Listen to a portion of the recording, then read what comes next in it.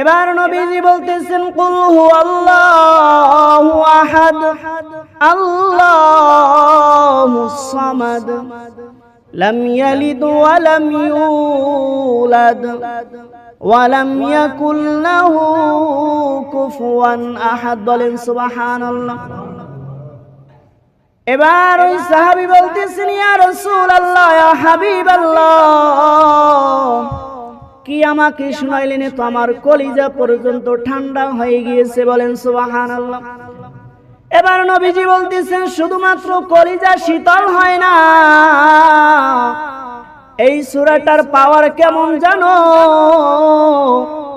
এই সূরাটা যদি কোনো বান্দা যদি একবার তেলাওয়াত করে অথবা শুনে, এই যে তুমি আমার কাছ থেকে একবার পড়তে পারো না, কিন্তু শুধুমাত্র আমার কাছ থেকে শুনেছো, আল্লাহ রাব্বুল আলামিন আসমানি কিতাবের 4 খানার ভিতরে সর্বশ্রেষ্ঠ কালামুল্লাহ শরীফ, ওই সূরাটা যদি কেউ একবার তেলাওয়াত করে, ওই কালামে পাকের 10 পারা তেলাওয়াত করার সওয়াব তার আমলনামায় দেওয়া হয়। সাহাবী গ্রামের সাহাবী, বেশি শিক্ষিত নয়। সাহাবী বলতেছেন ইয়া রাসূলুল্লাহ তাহলে আরেকবার তেলাওয়াত করেন। নবীজি আবার তেলাওয়াত করছে। এবার সাহাবী বলতেছেন আবার তেলাওয়াত করেন। নবীজি আবার তেলাওয়াত করেছে। এবার নবীজি বলতেছেন ও আমার সাহাবী, এই যে তুমি পড়তেও পারো না, শুধুমাত্র সূরাতুল ইখলাস 3 বার আমার কাছ থেকে শুনছো, আল্লাহ তাআলা খুশি হইয়া তোমাকে এক খতম কোরআন তেলাওয়াত করার সওয়াব দিয়েছে। এবার ওই সাহাবী আল্লাহকে ধন্যবাদ জানাইতেছে, ও আমার আল্লাহ, কেমন একটা সূরা বিশ্ব নবীজির উপরে আমাদের জন্য দিলেন, যেটা শুধুমাত্র ছোট্ট একটা সূরা 3 বার পড়লেই এক খতম কোরআন তেলাওয়াতের সওয়াব পাওয়া যায়। এবার ওই সাহাবী আল্লাহকে ধন্যবাদ জানাইতেছে বারবার আরবি বাক্য দিয়ে। বিশ্ব নবীজি সাল্লাল্লাহু আলাইহি ওয়াসাল্লাম সাহাবীদের কাছে আরো বলতেছে, ও আমার সাহাবীরা শোনো, এই সূরাটার কত মর্যাদা, কত ফজিলত তোমরা কি জানো নাকি? ও আমার সাহাবীরা শোনো, আমি বিশ্ব নবীজি সাল্লাল্লাহু আলাইহি ওয়াসাল্লাম রাস্তা দিয়ে একদিন যাইতেছি, হঠাৎ করে দেখতেছি আমার সাহাবী হযরতে আবু যর গিফারি রাদিয়াল্লাহু তাআলা আনহু আমার দিকে আসতেছে হাইটা হাইটা। আমি চাদর মুড়া দেওয়ার কারণে ভালোভাবে চিনতে পারি নাই তাকে। এবার জিবরিল আমিন আলাইহিস সালাতু ওয়াস সালাম প্রধান ফেরেশতা তিনি নবীজির কাছে এসে বলতেছেন, ইয়া রাসূলুল্লাহ, ইয়া হাবিবাল্লাহ, ওই যে দেখেন আপনার একজন সাহাবী, সাহাবীর নাম আবু যর, তিনি আপনার দিকে হাইটা হাইটা আসতেছে। নবীজি বলতেছেন, ও জিবরাইল, আমার সাহাবীকে আমি দূরে বসে চিনতে পারি না, তুমি কিভাবে চিনতে পারলা? বলেন না সুবহানাল্লাহ। এবার জিবরিল আলাইহিস সালাতু ওয়াস সালাম বলতেছেন, ইয়া রাসূলুল্লাহ, ইয়া হাবিবাল্লাহ, আপনার সাহাবী আবু যরকে আমি জিবরাইল আমিন শুধুমাত্র চিনি তা নয়, ওই আসমানের ভিতরে যত হাজার হাজার লক্ষ লক্ষ ফেরেশতা আছে, সমস্ত ফেরেশতারা আপনার সাহাবী আবু যরকে চিনে। বলেন না সুবহানাল্লাহ। এবার নবীজি বলতেছেন, ও আমার জিবরাইল, কোন আমলের কারণে আমার সাহাবী আবু যরকে ফেরেশতারা পর্যন্ত চিনে? জিবরিল আমিন বলতেছেন, ইয়া রাসূলুল্লাহ, আপনার সাহাবী 2টা আমল বেশি বেশি পরিমাণে করে। 1 নম্বরে লিসিগরিহি আলা নাফসিহি, আপনার সাহাবী আবু যর সর্বদা সব সময় নিজেকে ছোট মনে করে। মানুষের সাথে যখন কথা বলে বিনয়ের সাথে কথা বলে, মানুষের সামনে অহংকার করে না, অর্থাৎ নিজেকে সর্বদা ছোট মনে করে। তিনি মনে করে আল্লাহ যদি এই পৃথিবীতে জাহান্নামে যাওয়ার জন্য কাউকে তৈরি করে থাকে, তাহলে হয়তো আমি নগণ্য গোলামকেই তৈরি করেছে। নিজেকে এত ছোট মনে করে। এই একটা আমল আল্লাহর কাছে পছন্দ হয়েছে। 2 নম্বরে আপনার সাহাবী আবু যর গিফারি এত পরিমাণে সূরা ইখলাস তেলাওয়াত করে, কুল হুয়াল্লাহ সূরা তেলাওয়াত করে। তিনি যখন হাঁটতে থাকে সূরা ইখলাস তেলাওয়াত করতে থাকে, এমনকি যখন বিছানার ভিতরে শুয়ে যায়, শোয়ার সঙ্গে সঙ্গে সূরা ইখলাস তেলাওয়াত করে, এক সময় ঘুমাইয়া যায়। আর আপনার সাহাবীর সূরাতুল ইখলাস ওই আরশে আজিমে বসে যত ফেরেশতারা থাকে, আবু যর ঘুমানো থাকে আর আবু যরের নাম ধরে সূরাতুল ইখলাস ফেরেশতারা আসমানে বসে তেলাওয়াত করতে থাকে। বলেন না সুবহানাল্লাহ। এবার জিবরিল আমিন বলতেছেন, ইয়া রাসূলুল্লাহ, আপনার এই সাহাবী সূরা ইখলাস এত পরিমাণে তেলাওয়াত করেছে, আল্লাহর ভান্ডারে এত পরিমাণ কোরআন খতমের সওয়াব আবু যরের নামে গিয়েছে। আল্লাহ তাআলা আদেশ দিয়েছে, ও দুনিয়ার ফেরেশতারা, আমার আবু যর যখন কোরআন তেলাওয়াত করবে, সূরাতুল ইখলাস যখন তেলাওয়াত করবে, তখন তোমরা ফেরেশতারা তাড়াতাড়ি তার আমলনামার খাতা কলম নিয়ে শুধুমাত্র লিখবা তা নয়, আমার সাহাবী আবু যরের সঙ্গে তোমরাও সূরা ইখলাস তেলাওয়াত করবা। বলেন না সুবহানাল্লাহ। এই সূরাটার এতই ফজিলত, এতই ফজিলত, আরো আছে ফজিলত। এই সূরাটা আল্লাহ রাব্বুল আলামিন কেন আমাদের জন্য নাজিল করলেন? বিশ্বনবীজি সাল্লাল্লাহু আলাইহি ওয়াসাল্লামের উপর কেনই বা নাজিল করলেন? বিশ্বনবীজি সাল্লাল্লাহু আলাইহি ওয়াসাল্লাম কাফেরদেরকে ডাক দিয়ে বলতেছেন, ও কাফেররা, তোমরা তো দুনিয়ার জমিনে মূর্তি পূজা করো, তোমাদের অনেক খোদা আছে, অনেক মাবুদ তোমাদের আছে, এক একটা কাজের জন্য তোমাদের এক একটা খোদার দরকার, আল্লাহ দরকার। নাউজুবিল্লাহ বলেন। এমনকি তারা ইসলাম না মানার কারণে, নবী মানার না কারণে ওই কাবার ভিতরে 360টা পর্যন্ত মূর্তি রাখছিল। বলেন নাউজুবিল্লাহ। তাদের ভিতরে প্রধান ছিল লাত, মানত, উজ্জা। তাদের ভিতরে আবার প্রধান যে ছিল তার নাম ছিল হাবল। এই মূর্তিগুলা বিশ্বনবীজি সাল্লাল্লাহু আলাইহি সাল্লাম যখন আল্লাহ রাব্বুল আলামিন সূরাতুল ইখলাস নাজিল করবে, তখন নবীজি বলতেছেন, ও আমার সাহাবীরা, ও কাফিররা, শোনো, আল্লাহ তাআলা এক, আল্লাহ তাআলা ছাড়া কোনো মাবুদ নাই।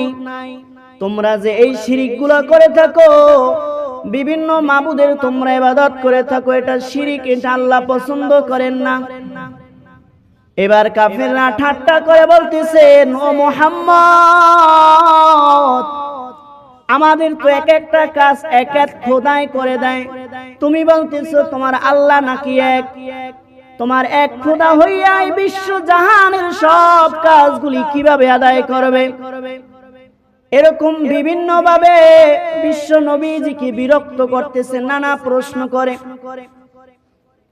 এবার বিশ্ব নবীজি সাল্লাল্লাহু আলাইহি সাল্লাম বলতেছেন, ও কাফিররা, শোনো, আমার আল্লাহ কেমন এক? আমার আল্লাহ রাব্বুল আলামিন বলতেছেন, কুল হুয়াল্লাহু আহাদ, অর্থাৎ আমি আল্লাহ এক, আমি আল্লাহ একক। আল্লাহ তাআলা বলেছেন আহাদ। আরবিতে ওয়াহিদুন শব্দের অর্থ হলো এক, আল্লাহ যদি বলতেন কুল হুয়াল্লাহু ওয়াহিদ, তাহলে আরেকজন আল্লাহ তো নাউজুবিল্লাহ বলেন, ঠিক না বলেন? আমি গুনলাম 1, 1 এর পরে কত? 2, আমি গুনলাম 1, 1 এর পরে 2। আমি যদি আরবিতে বলি ওয়াহিদ, তাহলে দ্বিতীয় নম্বরে আসে সানি, অর্থাৎ 2। আল্লাহ রাব্বুল আলামিন কুল হুয়াল্লাহু ওয়াহিদ বলেন না, আল্লাহ তাআলা বলছেন কি কুল হুয়াল্লাহু আহাদ, মানে একক, একক, এর কোনো দ্বিতীয় হয় না। এবার বিশ্ব নবীজি বলতেছেন, ও কাফিররা, তোমরা যে আল্লাহ মানো, তোমরা যে দেব দেবী মানো, তাদের স্ত্রী লিঙ্গ আছে, তাদের নারী আছে, কিন্তু আমার আল্লাহ এমন একজন আল্লাহ, আমার আল্লাহ এক, তার কোনো দ্বিতীয়ত কোনো মাবুদ নাই, সমস্ত ইবাদত তার জন্যই করতে হবে। এবার বিশ্ব নবীজি বলতেছেন, তোমরা যে দেব দেবীর পূজা করো, যে শিরিক গুলো তোমরা করে থাকো, দেখো, তোমরা তাকাইয়া দেখো, তোমাদের সামনে যখন তোমাদের মূর্তিগুলা বসা থাকে, তোমরা ওই মূর্তিদেরকে খানা দাও, বিভিন্ন ধরনের খানা দাও, কিন্তু তোমাদের যে দেব দেবী আছে, তোমাদের যে খোদা আছে, যে আল্লাহ আছে, ওই আল্লাহর গায়ের ভিতরে যদি একটা মশা এবং যদি একটা মাছি পড়ে, ওই মশা মাছিতে তার খাবার সামনে থেকে নিয়ে যায়, ঠিক কিনা বলেন? যেই দেব দেবীকে মালিক মানে, আল্লাহ মানে, সেই দেব দেবীর সামনে খানা থাকে, মশা মাছি তার সামনে থেকে খানা নিয়ে যায়, কিন্তু ওই দেব দেবী কিছুই বলতে পারে না, ঠিক কিনা বলেন? কিছু বলতে পারে? বলেন। এমনকি মাথার উপর বসে যদি কামড় দেয়, তারপরে ওই দেব দেবী কিছুই বলতে পারে না, ঠিক কিনা বলেন? এটা আমার কথা নয়, আল্লাহ রাব্বুল আলামিন বলতেছেন, ইয়া আইয়ুহান নাসু দুরিবা মাসালুন ফাসতামিউ লাহু। এরপরে আল্লাহ রাব্বুল আলামিন বলতেছেন, ইয়াসলুবুহুমুয যুবাবু শাইআন লা ইয়াস্তানকিযুহু মিন। আল্লাহ বলতেছেন, দুনিয়ার কাফিররা, তোমরা যাদেরকে দেব দেবী মানো, তাদের উপরে যদি মশা মাছি বসে অথবা যদি খানা সামনে থেকে নিয়ে যায়, ওই দেব দেবী একটা সামান্য ক্ষুদ্র মশা মাছির কোনো ক্ষতি করতে পারে না, ঠিক কিনা বলেন? আর আমি আল্লাহ এমন একজন একক আল্লাহ, আমি আল্লাহর সাথে যেই বান্দা, যেই কাফের গাদ্দারি করে, যেই কাফের আমি আল্লাহর সাথে নাফরমানি করে, তোমরা তো ছোট ছোট বান্দা, আমার একজন খোদাদ্রোহী, আমার আল্লাহর একজন দ্রোহী, আমি আল্লাহর একজন বিশ্ববিখ্যাত একজন কাফের নমরুদ, নিজেকে রব দাবি করছে, আল্লাহ দাবি করছে, তাকে আমি কোন বড় বড় জিনিস দিয়ে মারি নাই, তাকে আমি মেরেছি ছোট্ট একটা মশা দিয়া। বলেন সুবহানাল্লাহ। তাহলে সেই আল্লাহ এক, ঠিক কিনা বলেন? এবার আল্লাহ রাব্বুল আলামিন বলতেছেন, দুনিয়ার মানুষ, কুল হুয়াল্লাহু আহাদ, আল্লাহ এক। কেমন আল্লাহ এক? ওই আল্লাহ রাব্বুল আলামিনের ক্ষমতা কেমন? দুনিয়ার যে মূর্তিগুলি তোমরা বানাও, তোমাদের নিজের হাতেই বানাও, ঠিক কিনা বলেন? তোমাদের প্রাণ আছে, কিন্তু মূর্তির প্রাণ নাই। তোমরা হাঁটতে পারো, মূর্তি হাঁটতে পারে না। তোমরা হাত নড়াইতে পারো, মূর্তি হাত নড়াইতে পারে না, ঠিক কিনা বলেন? আর আল্লাহ রাব্বুল আলামিনের হাত নড়াইতে হয় না। আল্লাহ বলেন, ইন্নামা আমরুহু ইযা আরাদা শাইআন আইয়াকুলা লাহু কুন ফায়াকুন। বলেন না সুবহানাল্লাহ। আল্লাহ বলেন, আমি আল্লাহর হাত নড়াইতে হয় না। আমি আল্লাহ যদি কোনো কিছুর ইচ্ছা করি, আমি আল্লাহ বলি কুন, অর্থাৎ ও জিনিসটা তুমি হয়ে যাও। আল্লাহ বলেন ফায়াকুন, সঙ্গে সঙ্গেই হয়ে যায়। এবার আল্লাহ রাব্বুল আলামিন বলতেছেন, আল্লাহুস সামাদ, আমি আল্লাহ রাব্বুল আলামিন কারো মুখাপেক্ষী নয়। বলেন না সুবহানাল্লাহ। আল্লাহ কারো মুখাপেক্ষী? বলেন, কারো কাছে ঠেকা আল্লাহ, কারো কাছে ঠেকা নয়। এবার বিশ্ব নবীজি এই আয়াত তেলাওয়াত করে কাফেরদেরকে শোনাইতেছেন, ও কাফেররা শোনো, আমার আল্লাহ তাআলা কারো কাছে ঠেকা নয়, আমার আল্লাহ এক, কারো কাছে মুখাপেক্ষী নয়। তোমরা ওই মাটি দিয়া মূর্তি বানাও, ওই মূর্তি মাটির কাছে ঠেকা, ঠিক কিনা বলেন? তোমরা কাঠ দিয়া মূর্তি বানাও, ওই কাঠের কাছে মূর্তি ঠেকা, ঠিক কিনা বলেন? যদি তোমরা পাথর দিয়া মূর্তি বানাও, ওই তোমার মূর্তি পাথরের কাছে ঠেকা, কারণ পাথর ছাড়া মূর্তি হয় না, মাটি ছাড়া মূর্তি হয় না, কাঠ ছাড়া মূর্তি হয় না। যেই জিনিস দিয়া বানাইবে ওই জিনিসটাও আমার আল্লাহ তৈরি করেছে। সুবহানাল্লাহ। এবার আল্লাহ রাব্বুল আলামিন বলতেছেন, ও দুনিয়ার মানুষ, আল্লাহুস সামাদ, আমি আল্লাহ রাব্বুল আলামিন কারো কাছে ঠেকা নয়। আমি আল্লাহ যা কিছু করি কারো কাছে কোনো কৈফিয়ত দেয়া লাগে না, ঠিক কিনা বলেন? এবার আল্লাহ বলতেছেন, যিনি আল্লাহ হবে তার কিছু গুণ থাকতে হবে, তার কোনো ঘুম থাকতে পারবে না, তার কোনো ক্ষুধা থাকতে পারবে না, তার কোনো মরণ নাই, তার কোনো জীবন নাই, তিনি হবেন আমার আল্লাহ। বলেন না সুবহানাল্লাহ। নবীজি বলতেছেন, তোমরা যে মূর্তি বানাইতেছো তার কোনো প্রাণ নাই, তাহলে ওইটা খোদা হতে পারে না, মালিক হতে পারে না। তোমরা যেই মূর্তি বানাইছো ওই মূর্তি হাত নড়াইতে পারে না, ওই মূর্তি ঘুমেও ধরে না, জিন্দাও থাকে না, তাহলে ওটাও খোদা হতে পারে না, মালিক হতে পারে না। বলেন না সুবহানাল্লাহ। এবার নবীজি বলতেছেন, তাহলে কাফিররা শোনো, আল্লাহ হবে তিনি আল্লাহ, আল্লাহু লা ইলাহা ইল্লা হুয়াল হাইয়ুল কাইয়্যুম লা তাখুযুহু সিনাতু ওয়ালা নাওম। বলেন না সুবহানাল্লাহ। আল্লাহ বলতেছেন, আল্লাহ হবে তিনি আল্লাহ, যার কোনো শরীক নাই, যার কোনো ইলাহ নাই, তিনি হলেন আল্লাহ। লা তাখুযুহু সিনাতু ওয়ালা নাওম। আল্লাহ বলতেছেন, আল্লাহ হবে তিনি যার কোনো ঘুমও নাই, কোনো তন্দ্রাও নাই। সুবহানাল্লাহ।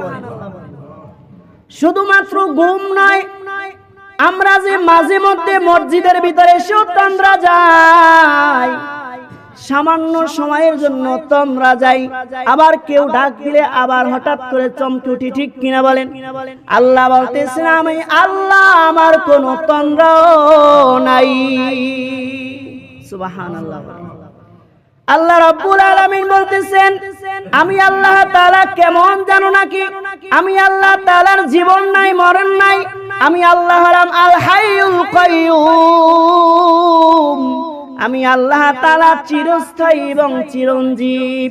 এই পৃথিবীর যা কিছু আছে সব কিছু একদিন ধ্বংস হয়ে যাবে।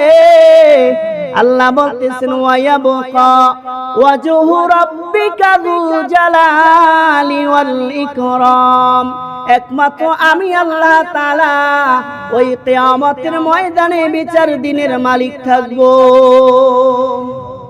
সুবহানাল্লাহ। এরপরে আল্লাহ রাব্বুল আলামিন বলতেছেন, লাম ইয়ালিদ ওয়া লাম ইউলাদ।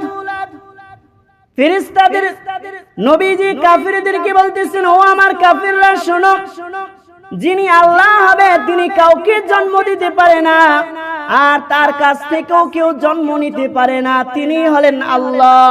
লাম ইয়ালিদ ওয়া লাম ইউলাদ।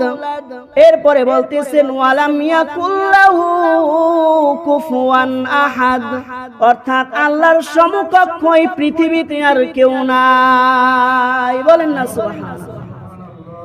এটা হলো সূরাতুল ইখলাসের সংক্ষিপ্ত কিছু কথা, বিস্তারিত আরো অনেক।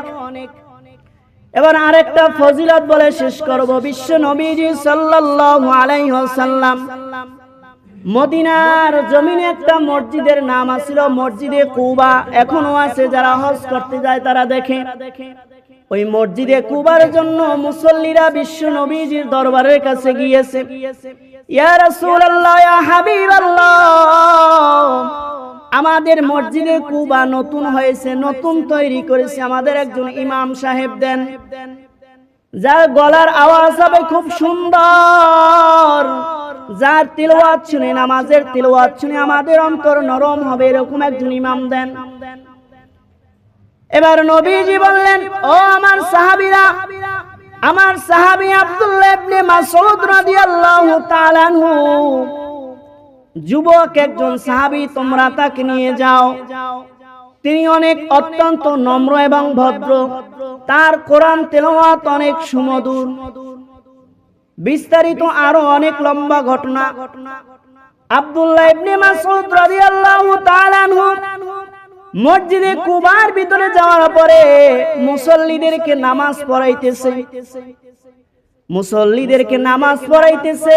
ওই আব্দুল্লাহ ইবনে মাসউদ রাদিয়াল্লাহু তাআলা আনহু যত ফরজ নামাজ পড়ে, যতই নফল নামাজ পড়ে, প্রত্যেক নামাজের শেষের রাকাতে সূরাতুল ইখলাস তেলাওয়াত করে। বলেন না সুবহানাল্লাহ। এশার নামাজের দ্বিতীয় রাকাতে সূরাতুল ইখলাস তেলাওয়াত করে, ফজরের নামাজের দ্বিতীয় রাকাতে সূরাতুল ইখলাস তেলাওয়াত করে। যাদের ঈমান একটু দুর্বল, তারা বিরক্ত হয়ে গেছে, তারা মসজিদের ভিতরে বসে বলা বলি করতেছে, কেমন একজন ইমাম সাহেব দিলেন, দৈনিক একই সূরা তেলাওয়াত করে, কেন আর কি কোনো সূরা পারে না? সভাপতির কাছে গিয়ে বলে, ও সভাপতি, আমাদেরকে যে ইমাম সাহেব বিশ্বনবীজি দিয়েছে তার নামে আমরা অবজেকশন জানাইতে চাই। তিনি ছোট্ট একটা সূরা, সূরাতুল ইখলাস দৈনিক তেলাওয়াত করে। এবার তিনি বলতেছেন, আর একটা দিন দেখো, তারপরে নবীজির কাছে আমরা চলে যাব। এবার তারপরের দিন ফজরের নামাজে দ্বিতীয় রাকাতে আবার পড়তেছে, কুল হুয়াল্লাহু আহাদ আল্লাহুস সামাদ লাম ইয়ালিদ ওয়া লাম ইউলাদ ওয়া লাম ইয়াকুল লাহু কুফুয়ান আহাদ। বলেন সুবহানাল্লাহ। ফজরের নামাজের পরে সমস্ত সাহাবীরা বিরক্ত হয়ে গেছে। সাহাবীরা ফজরের আমল রাইখা এক একজন বাহিরের দিকে রওনা দিছে। বাহিরের ভিতরে যাওয়ার পরে সবাই দলবদ্ধ হয়ে নবীজির কাছে চলে গেছে। এদিক থেকে আল্লাহ রাব্বুল আলামিন জিবরাইল আমিনকে ডাক দিয়ে বলতেছেন, ও জিবরাইল, আমার একজন প্রিয় সাহাবী আব্দুল্লাহ ইবনে মাসউদ, তার বিরুদ্ধে মুসল্লিরা নালিশ নিয়ে যাইতেছে। ও জিবরাইল, আমার এই সাহাবী এত পরিমাণে সূরা ইখলাস তেলাওয়াত করে, যেটা আমি আল্লাহর কাছে বড়ই পছন্দ হয়, বড়ই ভালো লাগে। আমি আল্লাহ রাব্বুল আলামিন ওই আব্দুল্লাহ ইবনে মাসউদকে ভালোবেসে ফেলাইছি। এবার মুসল্লিরা গিয়া নবীজির কাছে সালাম কালাম দিয়ে বলতেছেন, ইয়া রাসূলুল্লাহ, আপনার কাছে একজন ইমাম চাইলাম। ইমাম ভালোই দিয়েছেন, খুবই নম্রভদ্র, খুবই ভালো, খুবই আমলি, সুন্দর একজন সাহাবী, সুন্দর একজন ইমাম সাহেব আপনি দিয়েছেন। কিন্তু নবীজি, দুর্ভাগ্যের বিষয়, আপনার এই সাহাবী আর কোন সূরা পারে না, শুধুমাত্র সূরা ইখলাস তেলাওয়াত করে। আমরা শুনতে শুনতে বিরক্ত হয়ে গিয়েছি। আব্দুল্লাহ ইবনে মাসউদ ইমাম সাহেবের বিরুদ্ধে ওই মুসল্লিরা নালিশ করতেছে। এদিক থেকে ইমাম সাহেব আব্দুল্লাহ ইবনে মাসউদ রাদিয়াল্লাহু তাআলা আনহু, তিনি একা একা মুনাজাত ধরে তানার মনের ভিতরে আল্লাহ রাব্বুল আলামিন বিশ্ব নবীজির প্রেম, বিশ্ব নবীজির ভালোবাসা ঢুকিয়ে দিয়েছে। এবার ইমাম সাহেব আব্দুল্লাহ ইবনে মাসউদ তিনি বাহিরে গিয়ে এবার ভাবতেছে, অনেক দিন পর্যন্ত বিশ্ব নবীজিকে নিজ চোখে দেখতে পারি না, আজকে একটু বিশ্ব নবীজিকে দেখার জন্য যাই। মুসল্লিরা ওদিক থেকে ইমাম সাহেবের বিরুদ্ধে নালিশ করতেছে, আব্দুল্লাহ ইবনে মাসউদের বিরুদ্ধে। হঠাৎ করে আব্দুল্লাহ ইবনে মাসউদ তাদের সামনে গিয়ে উপস্থিত হয়ে গিয়েছে। বলেন না সুবহানাল্লাহ। মুসল্লিরা এবং সাহাবীরা হতভম্ব হয়ে যায় এবারে নবীজি বলতেছেন আব্দুল্লাহ ইবনে মাসউদ তুমি নাকি শুধুমাত্র সূরাতুল ইখলাস তিলাওয়াত করো, আর কোন সূরা কি তুমি পারো না? এবার ওই আব্দুল্লাহ ইবনে মাসউদ রাদিয়াল্লাহু তাআলা আনহু বলতেছেন ইয়া রাসূলুল্লাহ ইয়া হাবিবাল্লাহ, কেন এই সূরাটা আমি তিলাওয়াত করব না? কোরআনুল কারীমের ভিতরে 114টা আল্লাহ তাআলা সূরা নাজিল করেছেন। তার ভিতরে অনেক অনেক সূরার ভিতরে আল্লাহ তাআলা আল্লাহর নিজের পরিচয় দিয়েছে, আল্লাহ নিজের ক্ষমতা সম্পর্কে বলেছে। কিন্তু সূরাতুল ইখলাস এমন একটা সূরা যেই সূরাটা সম্পূর্ণ সূরাটাই আল্লাহর পরিচয় দিয়ে ভরে রেখেছে। এই সূরার ভিতরে অন্য কোনো কথা নাই, নবীর কথা নাই, ইসলামের কথা নাই। এই সূরাটার ভিতরে একমাত্র আল্লাহ রাব্বুল আলামিনের পরিচয় তুলে ধরেছে। এমনকি আপনি নবীজি বলেছেন এই সূরাটা যদি একবার তিলাওয়াত করা হয় তাহলে ওই কোরআনুল কারীমের ভিতরে 10 পারা কোরআন তেলাওয়াতের সওয়াব পাওয়া যায়। এমনকি বিশ্ব নবীজি সাল্লাল্লাহু আলাইহি সাল্লাম সাহাবীদেরকে বলেছেন ও আমার সাহাবীরা, আল্লাহ রাব্বুল আলামিন তোমাদের জন্য সূরাতুল বাকারা, সূরাতুল আলে ইমরান এমন বড় বড় সূরা কোরআনুল কারীমের ভিতরে নাজিল করেন নাই। তাহলে তাদের যারা দুর্বল বান্দা আছে, যাদের মেধা দুর্বল আছে, মুরব্বি আছে, তারা তো কোরআন তিলাওয়াত করতে পারবে না, কোরআন খতম করতে পারবে না, ঠিক কিনা বলেন? আল্লাহ রাব্বুল আলামিন ওই সমস্ত মাজুর বান্দাদের জন্য সূরাতুল ইখলাস দিয়া কোরআন খতমের সুযোগ করে দিয়েছে। বলেন না সুবহানাল্লাহ। এবার সাহাবীরা এই নবীজির মুখ থেকে কথাগুলো শুনে ওই মুসাল্লিরা বলতেছেন ইয়া রাসূলুল্লাহ ইয়া হাবিবাল্লাহ, আমাদের ইমাম সাহেবকে আমাদেরকে ফিরাইয়া দেন, আর আজকে থেকে আমরা সূরাতুল ইখলাসের পাগল হয়ে গেলাম।